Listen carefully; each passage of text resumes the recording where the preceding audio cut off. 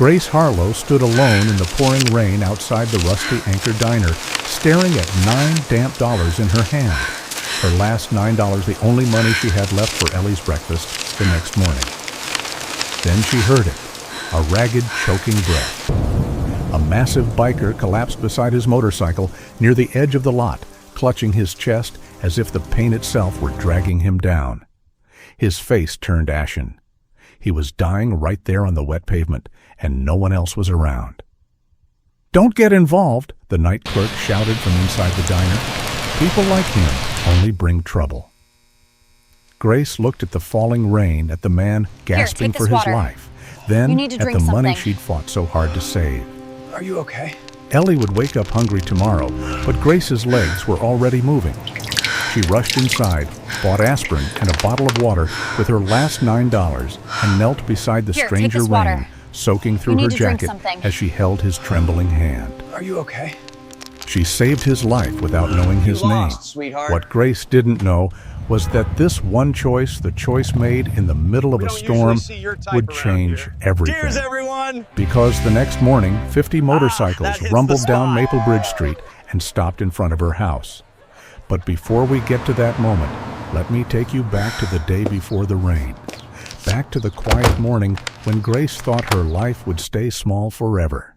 The coastal town of Maplebridge, Oregon, lay beneath a bruised winter sky that threatened to split open at any moment. The air smelled of salt from the nearby ocean, mixed with the dampness of cedar forests surrounding the town. Rain had been falling for hours, turning every storefront reflection into a trembling watercolor beneath flickering street lamps. At the edge of Main Street, the rusty Anchor Diner glowed softly in the storm, its neon anchor sign buzzing against the cold wind. When Grace Harlow stepped out of the diner just before midnight, the rain hit her like needles. She pulled her faded denim jacket tighter around her slender frame and adjusted the messy knot of her soft brown hair. 26 years old, pale from long Oregon winters and exhausted from too many double shifts, Grace carried herself with a weary gentleness that didn't match the storm around her.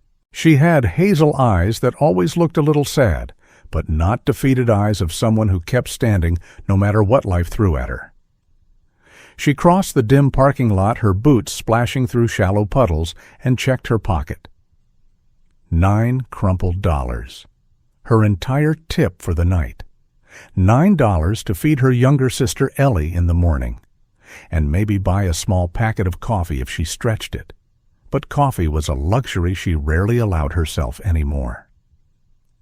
Grace paused beside her old Corolla one headlight, dim one tire always 2 days from going flat, and let out a long breath. Ellie needed her, and their father, recovering in a rehab center after spiraling into addiction, needed her money. And Mrs. Dorset, their stern landlord with sharp gray eyes and a voice clipped like scissors, needed their rent in 3 days, or she'd have no choice but to ask them to leave. Everything rested on Grace, and she was tired in a way that lived in her bones. A harsh, broken sound ripped through the rain. Grace straightened instantly. It wasn't the wind or a falling trash can. It was a human sound, choking pain, desperate. She scanned the dim parking lot, squinting through rain. That's when she saw him. A tall man, easily over 6 feet, stumbled beside a soaked black motorcycle near the far corner of the lot. His leather jacket glistened with rain, clinging to broad shoulders marked with dark tattoos that snaked from wrist to elbow. His face, half-shadowed by wet hair, twisted with agony. He clutched his chest, staggered once more, and collapsed on the pavement. For one long heartbeat, the whole world held still. Then Grace moved. She splashed across the lot toward him, but before she reached him, a voice barked out sharp and warning. "Hey, don't get involved." A gas station attendant stood outside under the awning of the Quick Mart across the lot. He was a thin man in his 30s with sickly skin, a stained baseball cap, and a cigarette glowing angrily between his fingers. Rain spattered his boots, but he made no move to step out. "Biker trouble ain't your business," he shouted again. "Leave him. They bring danger. Don't be stupid." Another voice joined in, older, tired, worn. A truck driver with a round belly, a fraying flannel jacket, and deep-set eyes stepped outside holding a bag of chips. His face had the look of a man who had seen too much of life's darker sides. "Miss," he said gently but firmly, "listen to him. These types, you never know. Don't risk yourself. Just go home." Grace looked at the stranger on the ground. His breaths came shallow and fast. His lips were turning blue. He looked nothing like a threat. He looked like a dying man. Her heart clenched. She remembered the night she was 16 when her mother collapsed in the kitchen while neighbors pretended they didn't see. Fear had kept them at a distance. Grace had never forgotten that. She couldn't be that person. She dropped to her knees beside him. Rain soaked her jeans instantly, chilling her skin. "Sir, can you hear me?" His eyes fluttered open, a dull gray, unfocused. His voice came out as a broken whisper. "Heart, meds, forgot." Grace pulled out her phone. 2% battery, one flickering bar of service. She dialed 911. The call dropped. She tried again. No signal. "Come on," she whispered through gritted teeth. She shot up and sprinted back through the rain into the diner. "Call an ambulance," she shouted at the cook, a heavy-set man with tired but kind eyes. Without asking a single question, he grabbed the phone. Grace scanned the small counter display, grabbed a bottle of aspirin and a bottle of water, and slammed her $9 onto the counter. "Keep the change," she yelled as she ran out again. The man's condition had worsened. His head lolled breaths, shallow. Grace knelt, opened the bottle, and shook out 2 tablets. "Chew these," she said, her voice shaking. He obeyed weakly. She held the water to his lips. Small sip. He swallowed. Rain dripped from his eyelashes. Sirens wailed faintly in the distance, cutting through the storm. Relief flooded her chest. The man reached upward, gripping her wrist with surprising strength for someone so weak. "Thank you," he whispered. "Just stay with me," she breathed. The paramedics arrived, 2 middle-aged responders, both seasoned calm despite the weather. The first, Riley, a heavy-set man with a reddish beard and steady voice, crouched immediately beside the biker. The second, Marcia, a tall woman with a neatly braided ponytail and sharp, focused eyes, turned to Grace. "Did you give him aspirin?" "Yes," Grace said. "About 2 minutes ago." Marcia nodded. "Smart girl. You may have saved his life." They lifted the stranger onto a stretcher. Rain hammered the metal roof of the ambulance as they loaded him in. The man reached toward Grace again, his palm trembling, but the door shut before he could speak. And then he was gone, swallowed by flashing red and blue lights taken into the night to an uncertain outcome. Grace stood alone in the storm. Rain soaked her hair, her jacket, her shoes, but she didn't move. Her $9 were gone. Ellie's breakfast was gone. But she had done the only thing she could live with. She saved someone. She didn't know his name. She didn't know what would happen next. But something deep inside her whispered, "Tonight will change everything." The storm had passed some time before dawn, leaving Maplebridge wrapped in a cold, silvery stillness. The clouds hung low like damp blankets, and the ocean murmured beyond the neighborhood rooftops. Grace Harlow woke with the thick heaviness of someone who had slept too little and thought too much. The memory of the collapsing biker and the flashing ambulance lingered at the edge of her mind. She brushed her brown hair away from her face and tiptoed into the small kitchen so she wouldn't wake Ellie. Their kettle whistled softly as she boiled water for the last packet of instant oatmeal, stretching it thin with hope, the same way she stretched every part of her life. Then came the sound, deep, thunderous, mechanical. Not one engine. Dozens. The bowls rattled in the cupboard. The windows trembled ever so slightly. Grace frowned and moved toward the front door. When she opened it, her breath caught in her throat. At least 50 motorcycles lined the entire street. They gleamed with polished chrome and matte black paint, forming 2 perfect rows on both sides of the road. Rainwater from the night before reflected them like a mirror, turning the pavement into a dark river of steel. The air smelled of leather gasoline and something unfamiliar, but not threatening an energy of disciplined purpose. Standing at the head of the group was the man from last night. He looked entirely different now, dry, steady, alive. He removed his helmet, revealing short, dark hair still damp from the morning air. His face, rugged and strong, had a faint scar running from his jawline to just above his beard, an old injury that seemed more like a story than a disfigurement. His posture was firm, shoulders broad and squared, and he walked with the grounded confidence of someone who knew danger intimately but no longer feared it.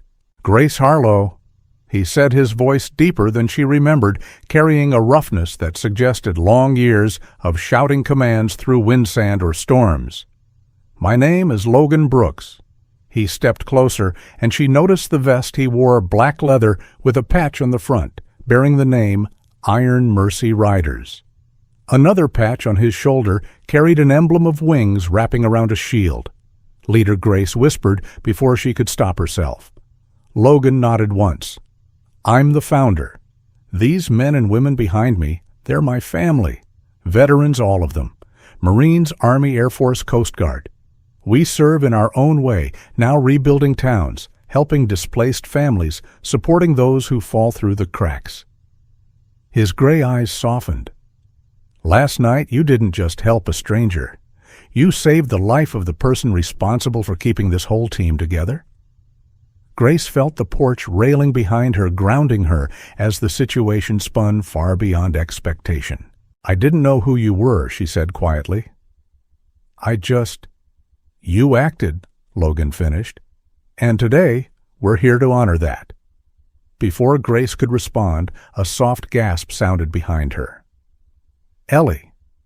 Her younger sister stood barefoot in the doorway, wearing her oversized hoodie, patterned with tiny painted stars, the only hoodie that seemed to calm her on bad days. Her blonde hair was messy from sleep, her blue eyes wide with panic. Ellie had always been sensitive to sudden changes, loud noises, crowded rooms, unexpected visitors. 50 motorcycles outside their home might as well have been explosions. Her fingers trembled against the doorframe. Grace." "What's happening?" Grace moved immediately to her, resting a steadying hand on Ellie's back. "It's okay. They're not here to hurt us." Ellie pressed closer, her small frame almost shaking. The years of anxiety had carved a delicateness into her posture, like someone who always braced for the worst, even when the world was calm. "But there's so many of them," Ellie whispered. I can't, Grace, there's too many." Logan stepped back slowly, as if recognizing the fragility in Ellie's eyes. His voice softened, the roughness fading into understanding. "Ma'am, I apologize. We didn't mean to frighten anyone. We can move further down the street if you prefer." That small gesture, respect instead of entitlement, made Grace blink. This didn't feel like a gang. This felt like soldiers who still lived by a code. Before Grace could respond, a voice from the sidewalk cut through the heavy morning air. "Grace Harlow. What in God's name is going on here?" It was Mr. Klein, her neighbor from across the street. A tall, wiry man in his late 60s with thinning white hair and a perpetual scowl. Mr. Klein had the kind of face that looked like it had been carved from skepticism. He wore thick bifocals that magnified his eyes dramatically, giving him the odd look of a startled owl. His personality had been shaped by decades of mistrust. He'd grown up during harder times and believed without question that trouble always came quietly before bursting through the door. He pointed at the motorcycles accusingly. "That looks like a gang to me. Grace, have you lost your mind, bringing criminals to our neighborhood?" "We're not criminals," Logan said calmly. "Could have fooled me?" Mr. Klein snapped arms. Crossed. From the sidewalk, 3 houses down, came Mrs. Lopez, a middle-aged woman with warm brown eyes hair, pinned into a simple bun and an apron still tied around her waist. She was one of the kinder neighbors, but kindness didn't stop worry. "Grace, honey, is everything all right? I heard the engines from my kitchen." I thought. She glanced at the motorcycles. Well, I wasn't sure what to think. Then came Lila Thompson, Grace's best friend since freshman year of high school, marched down the street in pajama pants, covered in cartoon cherries and a sweatshirt 2 sizes too big. She was short, curvy, with caramel brown hair piled in a chaotic bun, and she had the fierce heart of someone who would defend the people she loved with reckless abandon. Her personality was bold, opinionated, and deeply loyal, shaped partially by a messy childhood that made her distrust anyone who seemed too powerful. She pointed straight at Logan. "Back up, motorcycle avengers. What are you doing outside my best friend's house at 8 in the morning? Grace, blink 3 times if you are being coerced." Grace closed her eyes briefly.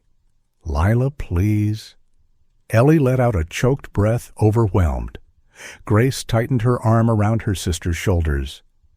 "It's okay," she murmured. "You're safe." Logan watched quietly, his expression unreadable but respectful. After a moment, he spoke again, his tone steady. "Ma'am," he said to Ellie, "I promise you we're here because your sister did something extraordinary, and we want to return the kindness." Ellie blinked at him through her rising panic. Grace guided her back inside, letting her sit on the couch with a soft blanket. When Grace returned to the porch, Logan stood waiting. "We came to say thank you," he continued, "and to offer help, whatever you need." Grace shook her head. "You don't owe me anything."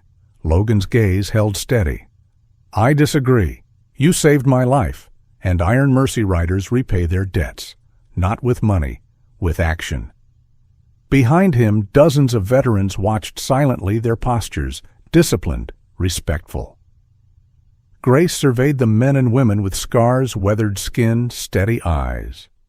None of them looked threatening. They looked grateful. But the neighborhood didn't see gratitude. They saw danger.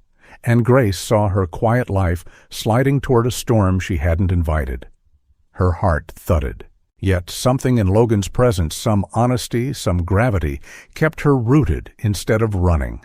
Something had begun, something irreversible, something she had never expected when she spent her $9 in the rain. Grace had barely slept after the overwhelming morning, her mind replaying the sight of dozens of motorcycles stretching down her quiet street. By the time the sun climbed over Maplebridge, weak pale, filtered through a haze of distant smoke, she had convinced herself that whatever Logan Brooks and his veteran riders wanted from her, she simply could not accept it. She wasn't someone who took favors. She wasn't someone who added complications to a life already teetering like cracked glass. So when Logan returned that afternoon with only 2 riders beside him, both calm, respectful, and far less intimidating than the crowd from before, Grace greeted them from the porch with folded arms and tired eyes. Logan stood at the bottom of the porch steps, hands loosely at his sides. Up close in daylight, he looked even more like someone who had lived through storms, fine lines around his eyes, a faint scar near his temple shoulders that held years of weight only veterans understood. "We're not here to pressure you," Logan said. "You turned down money. I respect that. So how about this? You spend one day with us. See what we actually do. If you don't like it, we shake hands and leave you alone." Behind him stood Harper Flynn, a tall woman in her early 40s with cropped blonde hair, a sturdy build, and the calm presence of someone who'd served as a medic. Her face had soft laugh lines, but her eyes were sharp and observant. The other rider, Dante Ruiz, was a stocky young man with warm brown skin, short curly hair, and a gentle expression that contrasted his muscular frame. He carried himself with a quiet politeness, the kind of person raised to say, "Yes, ma'am," without irony. Grace hesitated. Ellie's anxiety had eased only slightly since the morning, and Grace didn't want to leave her sister alone. As if sensing her worry, Logan nodded toward the house. "If you're concerned about your sister, Harper is trained to sit with people during panic episodes. We can stay close." Just one day, Grace. She crossed her arms tighter, looking from Logan's steady gaze to the quiet sincerity of the two riders behind him. Something inside her wavered. One day, Grace finally said, her voice soft. Logan smiled, not triumphantly, just gratefully. One day. Grace never got that day. Before Logan could even finish explaining their volunteer schedule, the wind shifted. A strong, hot gust rolled through Maplebridge, carrying the unmistakable smell of burning pine. Harper lifted her face, eyes narrowing. Dante stiffened. Logan's jaw tightened. Within seconds, Logan's radio buzzed. A man's urgent voice came through, breathless and shaken. Sector West firebreak failed. Fires moving toward Maplebridge. Fast. Grace's blood ran cold. Wildfires happened in Oregon every summer, but Maplebridge had always seemed a little too wet, too coastal, too lucky. But this time, luck had snapped like dry branches. Logan turned toward his rider's voice, sharp and commanding, the voice of someone who had once led men through combat. "Gear up. Get the kits. We're on evacuation support." Harper sprinted toward her motorcycle. Dante grabbed his pack. Grace stood frozen. "What do you need?" she heard herself ask. Logan stopped mid-step and looked back at her. People who won't freeze when others need help. Grace swallowed. "I'll go." She didn't think about it, didn't think about rent or exhaustion or fear. She only thought of the night she saved Logan and how helpless it had felt waiting for the ambulance to arrive. She wouldn't let anyone else feel that helpless today.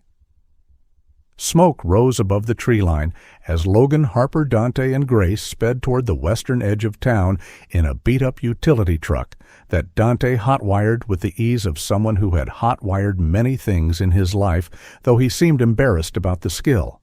Army engineering school, he explained awkwardly. Lots of improvising. Grace almost laughed at the absurdity of it. The fire spread fast, faster than Grace had expected.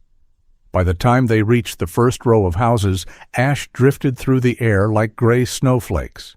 Grace's chest tightened from the smoke, but she pressed forward, following Harper's commands as they knocked on doors, helped an elderly woman gather medication, and escorted a panicked father carrying two crying toddlers into the truck. One house had flames licking at the dry grass along the fence line. Harper and Dante grabbed small extinguishers from their packs, controlling the edge just long enough for the residents to escape. Grace didn't freeze. She didn't panic. She moved. Meanwhile, Ellie had been taken safely to the community hall by Lila Thompson, who arrived the moment she saw the first plume of smoke. Lila had thrown on jeans and boots so fast she wore mismatched socks. Lila wasn't perfect, wasn't calm, wasn't composed, but she was loyal. She wrapped an arm around Ellie's shoulders and talked her through every breathing exercise she remembered from Grace's explanations. Ellie, pale and trembling, clung to Lila as if the fire were already at her heels. As they settled into the crowded hall, the two girls who had grown distant during Ellie's long struggle suddenly found their way back to comfort. Ellie whispered, "Thank you for not leaving me." Leila squeezed her hands. Not happening. Ever. Back near the west side, Grace and the riders reached a narrow cul-de-sac where a frail old man stood on his porch, coughing violently. It was Mr. Klein, the neighbor, who had shouted earlier that morning. His wiry frame shook from the smoke, and his bifocals were fogged. "I didn't want to leave my house," he wheezed. "Didn't think the fire would come this far." Grace ran to him. "Mr. Klein, we need to get you out." Behind her, a young rider barely out of his 20s, Travis Hale, jumped from his bike. Travis had sandy hair freckles and the kind of earnestness that made him seem younger than he was. He had broad shoulders and strong arms, and he moved quickly despite the bulky gear he wore. Without hesitation, he helped Grace support Mr. Klein's weight. The smoke grew thicker as the wind shifted again, sending sparks across the fence. Travis threw his jacket over the old man's head to shield him as they rushed him toward the truck. Tears maybe from the smoke, maybe not, ran down Mr. Klein's wrinkled cheeks. "I misjudged you," he whispered to Grace. "All of you." Grace just smiled breathless as they helped him into the truck. "Let's get you safe." The sky turned orange as evening came faster than usual, the fire painting everything in apocalyptic colors. Grace pushed past fatigue, past fear, working beside Logan's crew until the first major wave of evacuations was complete. Only when the final truck left for the shelter did Logan finally exhale. His face, streaked with ash, softened when he looked at Grace. For someone who claimed she didn't want to get involved, he murmured, "You're one of the most reliable people out here." Grace could barely speak. Her throat burned from smoke, her hair smelled of fire, and her arms trembled from lifting people and supplies. But she managed a small smile. "You asked for one day," she said. "Looks like the world decided to give you a different one." As darkness settled, Grace's phone buzzed weakly, low battery, but still alive. A voicemail appeared from her father's rehab center. She pressed play.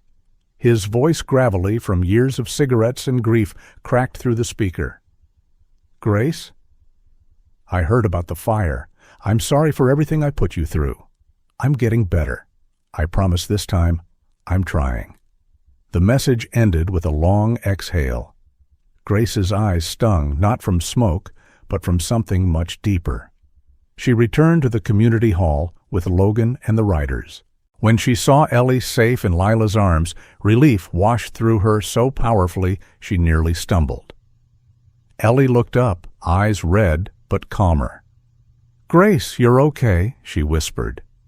Grace hugged her tightly, inhaling the faint scent of Ellie's lavender shampoo, grounding herself in the moment after a day spent running through flames. When Logan approached the hall, quieted. People whispered, watching him with new eyes, not fear, but gratitude. He nodded once at Grace. "Today you weren't a waitress or a bystander," he said softly. "You were one of us." And for the first time in years, Grace felt like she belonged somewhere. 2 days after the wildfire was finally contained, Maplebridge looked like a town that had survived a war. The sky was clearer, though still bruised at the edges. The scent of burnt pine clung to the air, drifting past houses with boarded windows and yards sprinkled with ash like gray confetti. Yet beneath the exhaustion and loss, there was something new in the atmosphere, an undercurrent of unity that hadn't existed before the fire came. Grace Harlow woke early that morning, her soft brown hair tied back loosely, eyes still shadowed from the chaos of the previous days. She helped Ellie eat a small breakfast banana slices and toast which her sister managed without trembling hands this time. Ellie, with her pale blonde hair brushed behind her ears and a blanket wrapped around her shoulders, looked unusually calm. Not cured, but steadier. "Are we going today?" Ellie asked quietly. Grace nodded. "Just for a little while, okay. You don't have to talk to anyone if you don't want." Ellie nodded, clutching her blanket-like armor. A town meeting had been organized by the Iron Mercy Riders' Logan Brooks Veteran Biker Group inside Maplebridge's modest community hall. It was an old building with peeling white paint and a roof that leaked whenever the rain grew too heavy, but it was where the town always gathered, in good times and bad. Today it was filled with rows of folding chairs, stacks of bottled water, and the tired but hopeful faces of people who had fought smoke and flame together.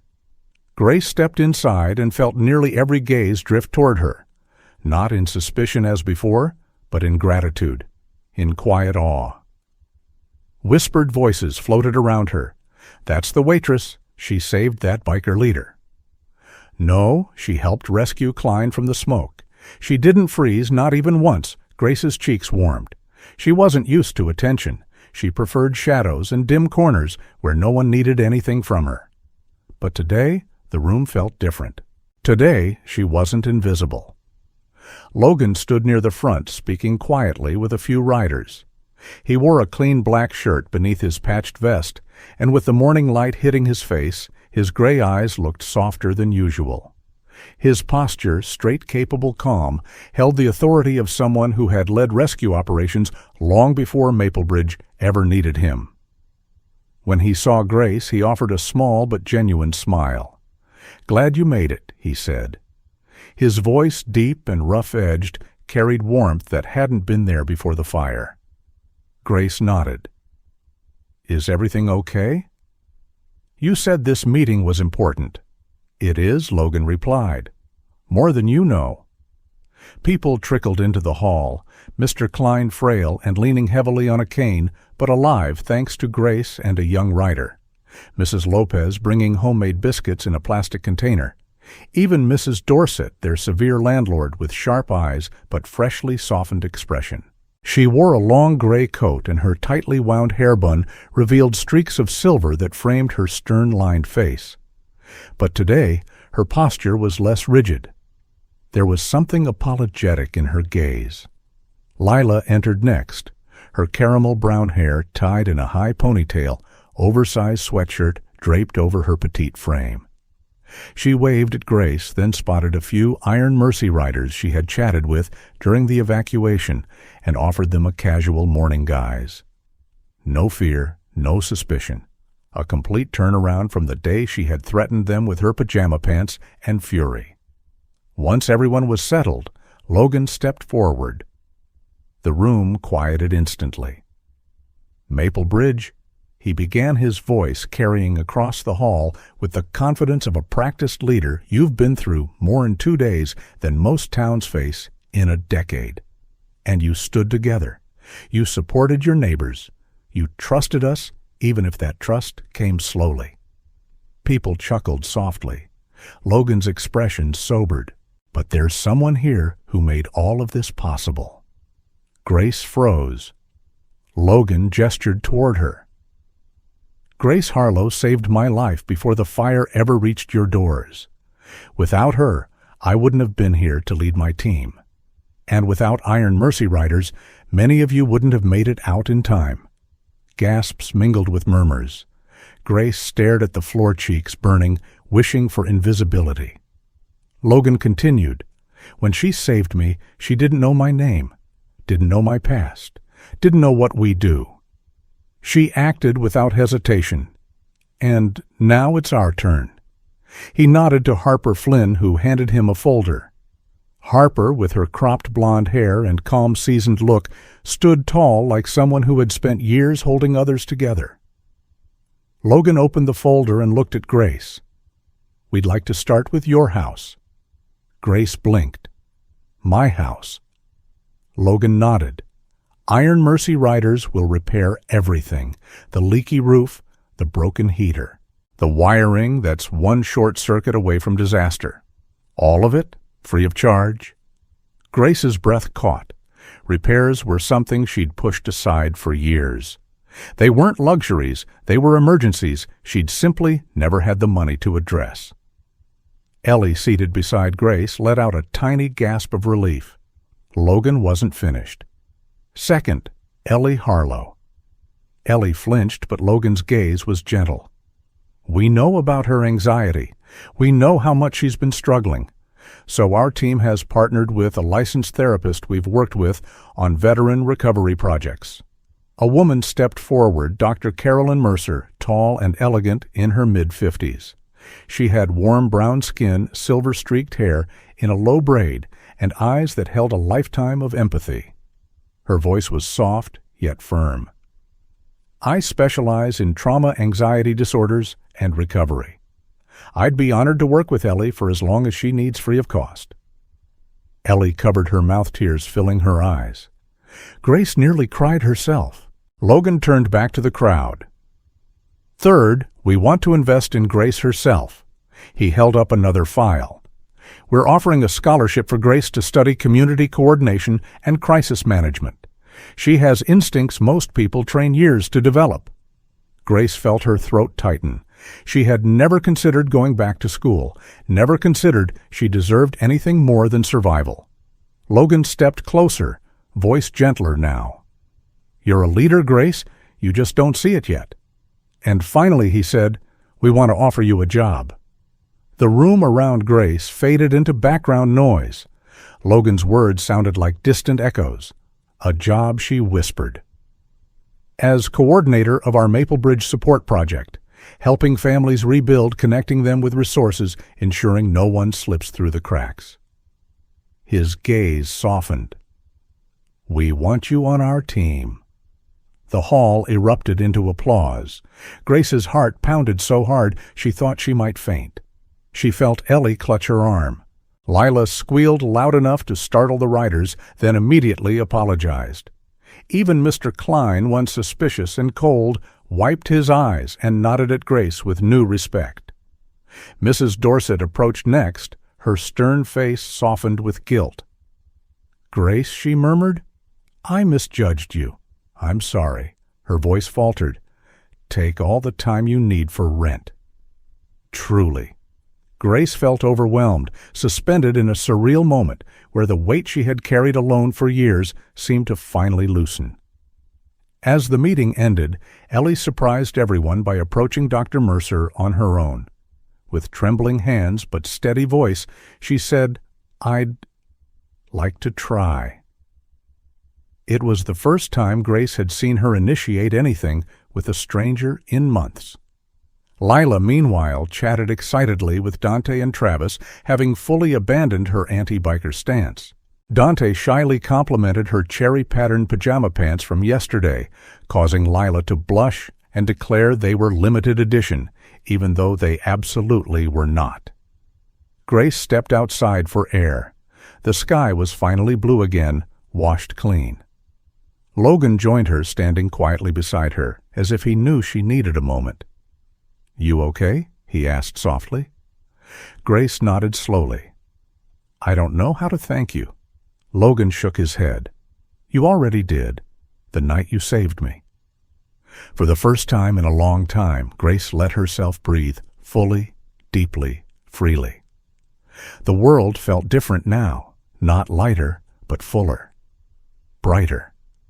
A future she had never dared imagine had just opened before her. For the first time in many months, Maplebridge woke to a morning not defined by smoke, fear, or unanswered bills, but by sunlight, warm, clear, and stretching across the rooftops like a promise finally coming true. The town that once smelled only of rain and sea breeze now carried another scent, new lumber, fresh paint, and hope. Grace Harlow stood outside the remodeled community center, Maplebridge Hope Center, the name chosen unanimously by the Iron Mercy Riders and the townspeople, and let the soft Oregon sun warm her face. She was different now. Not in appearance, her soft brown hair still fell in loose waves around her pale cheeks. Her hazel eyes still held quiet gentleness, but in the way she carried herself. Her shoulders no longer curled inward beneath the weight of survival. She walked with purpose, with steadiness, with the confidence of someone who had finally stepped into the life she was meant for. It had been 6 months since the fire. 6 months since Logan Brooks and the Iron Mercy Riders had entered her life. 6 months since the world had cracked open and allowed something new to pour through the gaps. Those months were not perfect. Rebuilding never is. But they had reshaped her future in ways she wouldn't have believed possible when she was scraping together her last few dollars at the diner. Now she was the lead coordinator for the Maplebridge Reconstruction Program. Her days were filled with case assessments, planning meetings, volunteer assignments, and home visits. She spent hours visiting elderly residents who had lost roofs during the fire, families living in temporary shelters, and young people who needed guidance navigating the aftermath. She learned to use budgeting software, emergency management tactics, and forms with more acronyms than she could memorize. She learned to trust herself. And she learned that leadership wasn't about knowing every answer. It was about showing up again and again, willing to help. Inside the center, volunteers bustled between rooms. Newcomers and familiar faces alike smiled whenever they saw Grace. Even Mr. Klein, the once aggressively suspicious neighbor, now arrived early every morning in his neatly ironed flannel shirts to organize supply donations. He'd found a sense of purpose, sorting canned goods and chatting with veterans, especially Travis Hale, the young writer who had helped rescue him. Travis, now a close friend of Grace's, was still freckled earnest and carrying a brightness that had survived even the darkest days. His sandy hair had grown a little longer, and he smiled more freely now that Maplebridge felt safer. Grace walked through the halls checking progress on each new project. One room was being prepared to host mental health workshops. Another was being converted into a studio space for Ellie's future classes. And the back hall, her favorite, was filled with photographs taken during volunteer missions, before and after restoration shots, community events, families receiving help, and candid moments of laughter shared between people who once feared each other. Speaking of Ellie, Grace spotted her through the open door of the art room. Ellie sat at a large table surrounded by sketches, taped across the walls like fluttering wings. Her pale blonde hair was tied into a loose ponytail, cheeks lightly pink, as she concentrated on shading a charcoal drawing. She wore a soft sweater the color of sage leaves. Her hands, once trembling constantly, now moved with certainty. Ellie had changed profoundly since the fire. Therapy with Dr. Caroline Mercer, whose silver-streaked braid and warm, steady presence had become a cornerstone of Ellie's recovery, had helped her reclaim her life piece by piece. She no longer hid behind hoodies or avoided strangers. She had enrolled in a part-time art therapy program at the local college, inspired by her own healing journey. She hoped to help others find the same refuge in creativity that she had once used to survive the worst days. Grace approached her sister quietly and placed a hand on her shoulder. Ellie looked up, her blue eyes bright. "Look," she said softly, showing Grace her sketch. It was a drawing of Maplebridge after the fire building's damaged sky dark, but in the center was a group of people standing together beneath a banner that read, "Hope." The people were all holding hands. The faces were familiar. Grace smiled, touched. "It's beautiful," she murmured. Ellie beamed a sight that had once felt impossible. Lila Thompson entered the room just then, bursting with her usual loud energy. She wore a denim jacket covered in patches, mismatched earrings, and a messy bun that barely contained her caramel brown hair. At her side walked Dante Ruiz, the gentle, stocky rider with warm eyes, who had once awkwardly hot-wired a truck during the fire. He blushed whenever Lila looked at him, which was often. They had begun dating 3 months earlier, and though Lila teased him endlessly, her soft smiles made it clear how deeply she cared for him. Dante greeted Ellie shyly, holding a small bouquet of wildflowers he had picked on his morning ride. For the art room, he mumbled. Ellie accepted them gratefully, cheeks flushing. Grace and Lila exchanged a grin. The center doors swung open, letting in a bright wash of sunlight and the familiar rumble of motorcycles outside. Logan Brooks entered with a stack of documents in hand. His dark hair was slightly windblown, his black vest marked with patches that symbolized battles and memories Grace didn't fully know. But the lines around his gray eyes had softened in recent months. He looked less like a man carrying old ghosts and more like someone finally building a future. "Morning, everyone," he said, voice low and warm. Grace got a minute. She followed him into the office they now shared. It had once been an old storage closet, but after repairs and a fresh coat of paint, it had become a surprisingly comfortable space. Logan placed the documents on the desk. Grant approvals came through, he explained. More funding for rebuilding homes. And he paused, watching her with an unreadable expression. The Regional Council wants to officially recognize Maplebridge Hope Center as a long-term recovery hub. They want you to serve as director. Grace blinked slowly.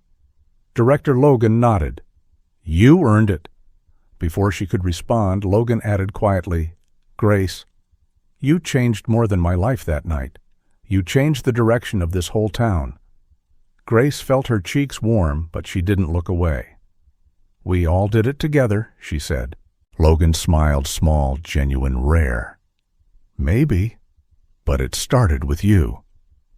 Just then, someone knocked on the open door.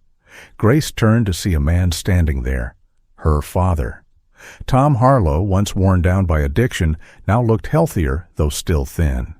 His once disheveled brown hair had been cut short, and his tired green eyes held a flicker of remorse and determination. He wore a simple flannel shirt and faded jeans.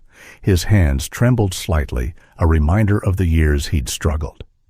"Hey, Gracie," he said in a gravelly voice. "I finished the program. They told me to find support systems, and I was hoping my daughters might be mine." Grace's throat tightened. She stepped into his arms, hugging him tightly. The past was not erased, but it no longer controlled them. Later that afternoon, volunteers and townspeople gathered in the courtyard outside the center. The air was crisp, the sky bright. Mr. Klein, who now wore his volunteer badge with stubborn pride, handed out water bottles. Dr. Mercer spoke kindly to a young mother about counseling. Travis taught kids how to ride bikes safely. Lila laughed loudly at something Dante whispered. Ellie sketched the whole scene, capturing the beauty in gestures and smiles. Grace stood beside Logan as they watched Maplebridge come alive around them.